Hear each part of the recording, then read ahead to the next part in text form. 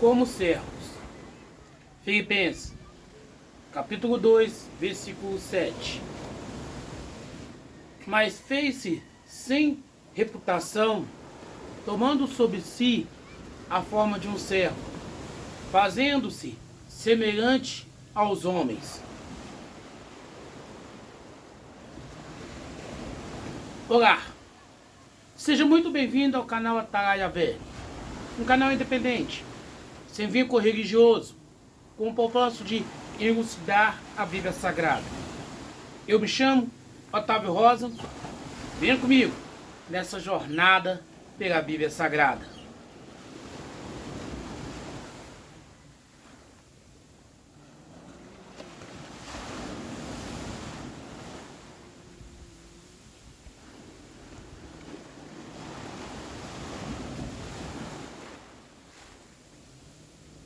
Quando nos deparamos com líderes religiosos que nos impressionam, não pela a sabedoria bíblica, mas sim pelos trajes na qual está vestindo, reflete muito o início da Igreja Católica. E isso nem é uma crítica, mas sim uma curiosidade. A roupa papal é uma cópia das roupas imperiais da época. E hoje vemos inúmeros líderes religiosos protestantes trajados na mais cara grifes, enquanto pessoas dentro das suas igrejas passam por dificuldades financeiras.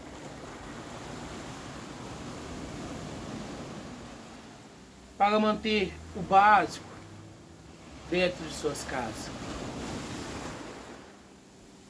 Não que seja pecado,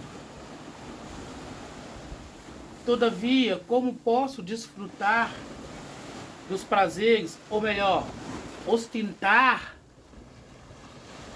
se o meu semelhante, aliás, o meu próximo, no qual eu prego para ele sobre a fidelidade dizimal, não tem ou está com dificuldade para manter o básico. A ideia comprada pelos primeiros cristãos era de que todos pudessem viver iguais. Sendo assim, quem tinha posses vendiam e entregava os ganhos aos líderes religiosos, a liderança da igreja, para que pudesse administrar de forma igual para todos. Lembra aquele ditado: onde come um, come 10. E é mais ou menos assim a ideia inicial dos apóstolos, bem como as pessoas que estavam com eles. Porém, esse pensamento se perdeu ao longo da história da igreja cristã.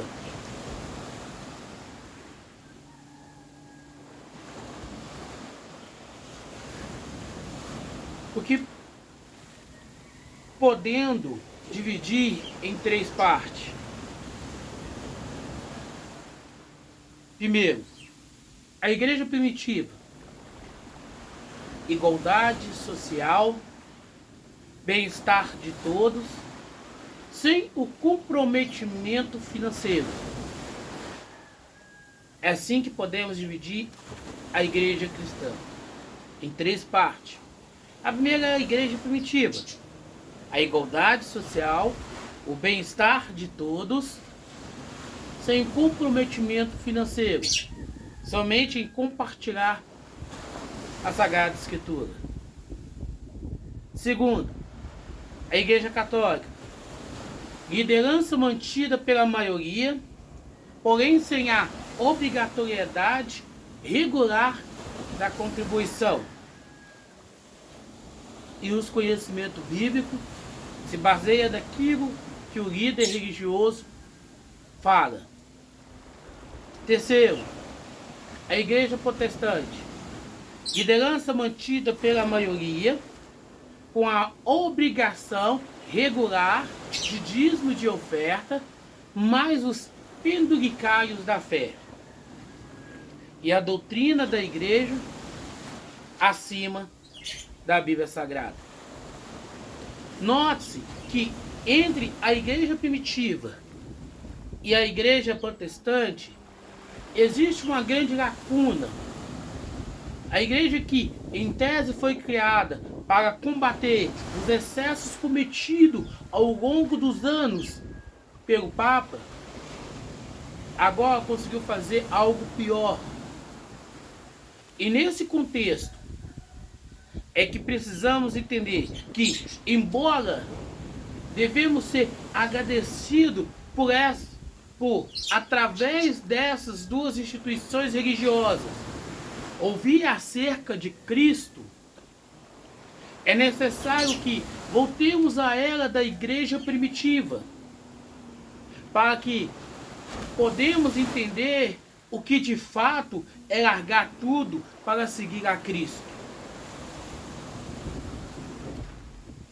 E no seu ensinamento, o Senhor Jesus Cristo, Ele não nos ensinou a entregar tudo à liderança da igreja. Isso foi uma escolha daquela comunidade que enfrentava grandes dificuldades em conversar, confessar, em profanar a sua fé em Cristo.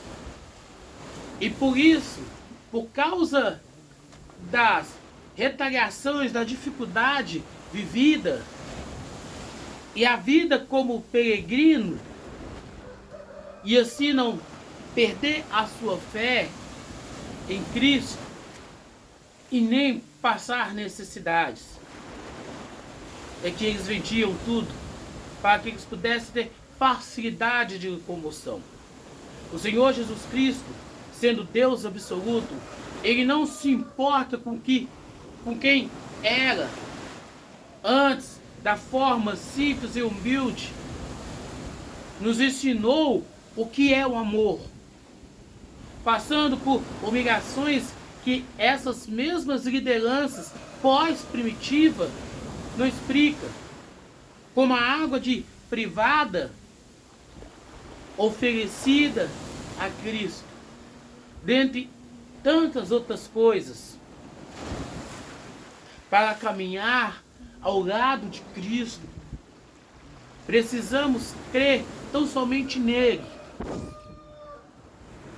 Parece simples, todavia essa simplicidade esbarra na tradição religiosa que carregamos ao longo das nossas vidas.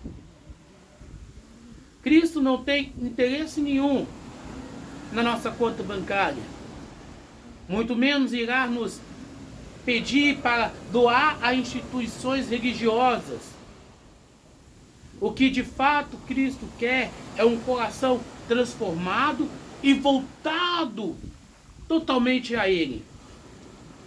A palavra do Senhor, no livro de Marcos, capítulo 9, versículo 12. Marcos, capítulo 9, versículo 12. Está escrito: e, respondendo ele, disse-lhe: na verdade, Elias virá primeiro e restaurará todas as coisas. E como está escrito do Filho do Homem, que ele deve sofrer muitas coisas e ser reduzido a nada. Aquele que não poupou a si mesmo, Dante profetizou o seu próprio sofrimento por nossa causa. Porventura agora aceitaria barganha para caminhar com ele? Não existe uma fórmula exata para quem deseja seguir a Cristo, além da renúncia de si mesmo para viver a vida dele. Portanto, o sofrimento, as lutas, as dificuldades, as coisas que passamos por amor a Cristo é singular e particular entre cada um de nós e Cristo. A palavra do Senhor no livro de 2 Coríntios, capítulo 8, versículo 9. 2 Coríntios, capítulo 8, versículo 9. Está escrito: porque vós conheceis a graça de nosso Senhor Jesus Cristo, o qual, embora fosse rico, por causa de vós tornou-se pobre, para que, pela sua pobreza, fosseis ricos. É dever do cristão conhecer o seu Deus. E conhecendo o seu Deus, Jesus Cristo, sabe que a metodologia de trabalho dele é particular para cada um. O Senhor Jesus Cristo, ele trabalha diferente. O José de Arimateia, por exemplo, um político rico, influente, e assim viveu toda a sua vida, porém estava no lugar certo para a liberação do corpo de Cristo perante Pôncio Pilato. Outro exemplo é Zaqueu, funcionário público de carreira, chefe dos cobradores de impostos e com fama de ladrão, e visto por Cristo como uma conversão verdadeira. Um outro exemplo é o apóstolo Paulo, rico, de linhagem nobre, bem estudado, poliglota, fariseu, porém, tudo deixado para trás para servir a Cristo. Inúmeros outros exemplos poderíamos citar. Entenda, para cada um de nós, Cristo trabalhará conforme a sua vontade. Isso não irá mudar, porque estamos fazendo rituais religiosos em busca de algo específico. Não é porque agora servimos a Cristo que estamos imunes a sofrer por Ele. Embora isso não significa que também não sofreremos. O que precisamos entender é que devemos estar à disposição de Cristo para que Ele faça a sua obra por meio de nós. A palavra do Senhor no livro de Isaías, capítulo 42, versículo 1. Isaías, capítulo 42, versículo 1, está escrito: eis que meu servo, a quem eu sustento, tem direito em quem a minha alma se deleita. Eu tenho posto o meu espírito sobre ele, e ele irá produzir justiça para os gentios. Se Cristo, sendo Deus, tornou-se servo para a redenção de nossa alma. O que dizer de nós? Porventura somos melhores do que Cristo? Ou devemos seguir o seu exemplo e nos doar como servos para que outras vidas possam ser alcançadas? Examina-se a si mesmo e o Cristo que você serve. A palavra do Senhor Jesus Cristo, no livro de Mateus, capítulo 20, versículo 28. Mateus, capítulo 20, versículo 28. Assim como o Filho do Homem não veio para ser servido, mas para servir e dar a sua vida em resgate do mundo. Cristo não veio para ser bajulado, porque acreditamos ser bajulados por Cristo. O seu exemplo temos que seguir. E a nossa vida está à sua disposição em qualquer situação. A palavra do Senhor no livro de Marcos, capítulo 10, versículo 45, está escrito: e porque até mesmo o Filho do Homem não veio para ser servido, mas para servir e para dar a sua vida em resgate a muitos. Assim também devemos ser, por amor a Cristo, entregar nossas vidas para que, através dela, vidas sejam transformadas. Contudo, não confunda com criação de igreja. Uma coisa não tem relação com a outra. Criação de templos religiosos é coisa humana, inspirado na igreja primitiva, porém sem o empenho, sem a renúncia, sem a entrega da igreja primitiva. A palavra do Senhor Jesus Cristo, no livro de Hebreus, capítulo 2, versículo 17. Hebreus, capítulo 2, versículo 17.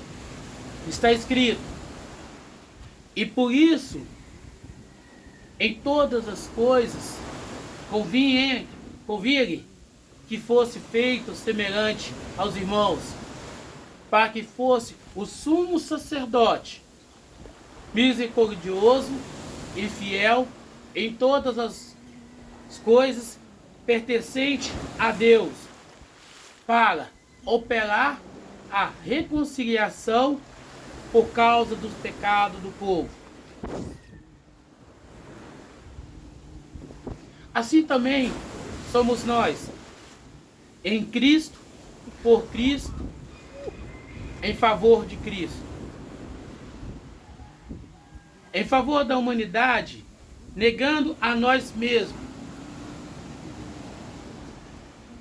e fazendo semelhante a Cristo, para resgate de muitos, servindo e não sendo servido, como empregados e não patrões, como voluntário e não ONGs. Cristo foi nosso servo, para que por meio da sua servidão pudéssemos ser livres. Hoje somos livres, porém servos em Cristo Jesus, para que, por meio da servidão, nossas vidas sejam transformadas